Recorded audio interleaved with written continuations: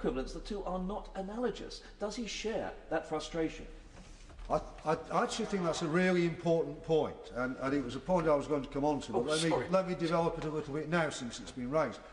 There is this talk about being even-handed and looking at both sides of the question, but we are dealing on one side with a government which is signed up to international conventions in relation to human rights, for example.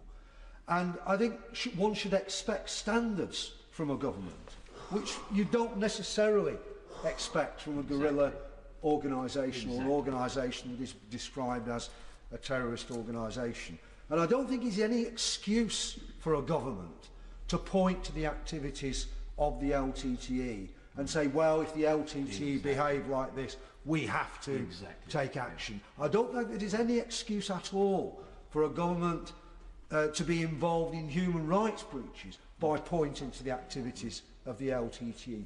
Governments sign up to international conventions about how they will behave. And I believe there is, over the years, actually significant evidence that the Sri Lankan government has not always lived up to those conventions to which it is signed up. I'm grateful that I'm just giving way. That very important through the people in that country, through the LTTE and the government of Sri Lanka. But I think it is important to take the sort of initiative that I thought I was really interested to hear what my honourable friend, the member for Torvan, had to say, and the Minister about the sort of initiatives that are being taken where we can, if you like, export experience. And I think we can also say, I think it is perfectly legitimate to express our opinions of initiatives that are being suggested. I read the reports recently of the devolution proposals that were being unveiled by the Sri Lanka Freedom Party.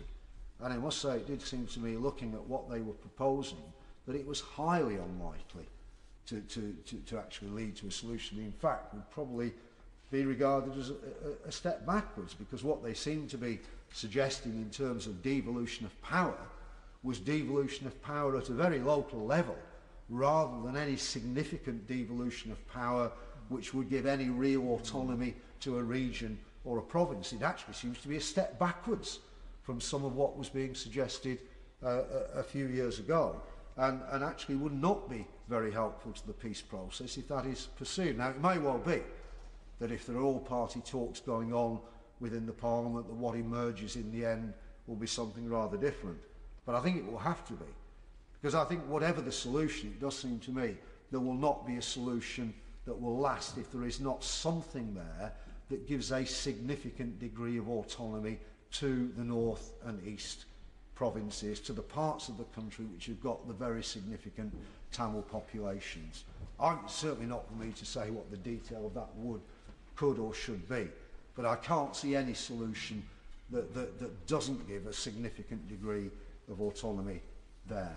And I think what we have to do, and what we've got to keep doing, is to carry on with the initiatives that the Minister talked about in his opening remarks. You know, offering experience, offering support, but the message has got to be clear and consistent to both sides, to the government and to the LTTE, that there is no military solution to this problem. Because I'm really, really worried with what seems to be the attitude again in the Sri Lankan military, that they think they're on their way to crushing the LTTE, and that just another push will do it. And if that's the mindset, then I'm afraid that things are going to get far, far worse than they are now. And that's a very important message that we have to send. Mr. Ed David. Thank you, Mr. Deputy Speaker. Can I start off by...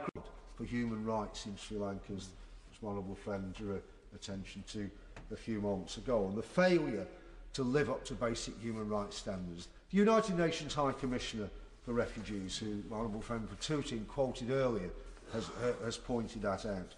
And also said in relation to the commission that's been established to look into extrajudicial killings and disappearances, yes, that's welcome, but has also expressed concerns that there are shortcomings in the national legal system which could hamper the effectiveness of that commission, and that there have been commissions before that have made recommendations And what has happened is that those recommendations have not actually been put into effect. And so the Commission shouldn't be just about looking at individual responsibilities for individual acts that may be regarded as crimes, but also should be looking at the broader patterns, the context in which they occurred.